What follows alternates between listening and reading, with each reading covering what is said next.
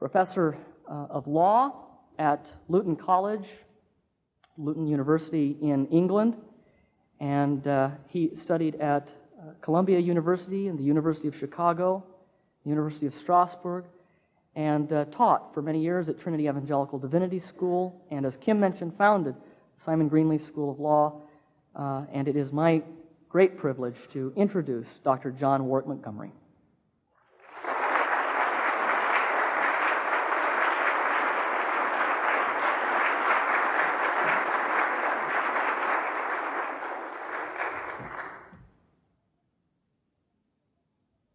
Pascal, in his Pensées, in his thoughts, speaks of the grandeur and the misery of man.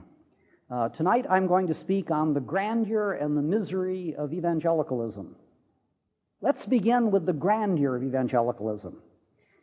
Incidentally, I'm now a columnist for the New Oxford Review, and a few months ago I did an article on the strange decline of American evangelicalism, and the editors put as a byline in connection with this, an insider's view. Now, I'm not quite sure what they meant by this. This is an Anglo-Catholic magazine which has really gone over to Rome, and there may have been a nasty thrust in that line, but I believe that all they were trying to say was, you're going to hear about evangelicalism from someone who has been intimately involved in it, who is an evangelical himself.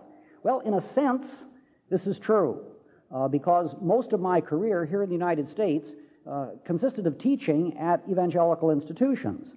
But back in the 1960s, there was a book done entitled Spectrum of Protestant Beliefs, edited by a Dominican, published by the old Bruce Publishing House, the Catholic publishing house in Milwaukee, and Carl F.H. Henry represented the evangelical position in that volume.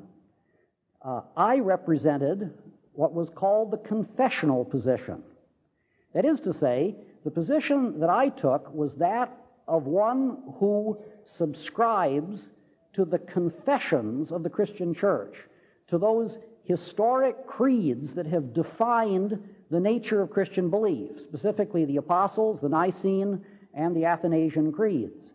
And I looked at myself as offering an objective, theological series of answers to the various questions that were posed of a number of different viewpoints in Christendom, including the evangelical. And it was quite fascinating to see that in the evangelical answers, there was always the emphasis on personal experience, whereas in my answers, there was an effort to get at certain fundamental theological verities. So I'm not sure that what you're going to get tonight is necessarily an insider's view, but it certainly is a view which comes from a great deal of intimate contact with the evangelical community. The grandeur and the misery of evangelicalism. Let's begin with the grandeur of it.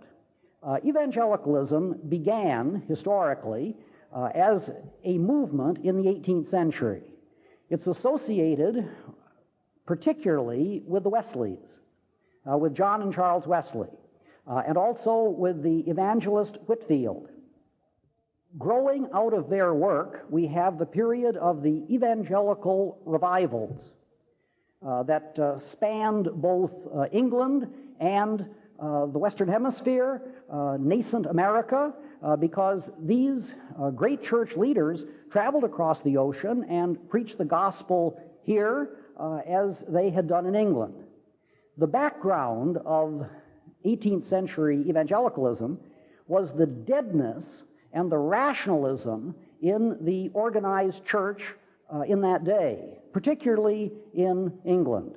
The fact of the matter is, the 18th century is the first century of modern secularism, and efforts were made to substitute for historic Christianity a viewpoint called deism, where there is a God, He creates the universe, He is a perfect mechanic, and He sets this device, this machine going, and it proceeds in a perfect fashion so that no miracles are ever necessary. It's never necessary for Him to intervene, and man is to live a proper moral life, and he can do this through the created energy Sample complete.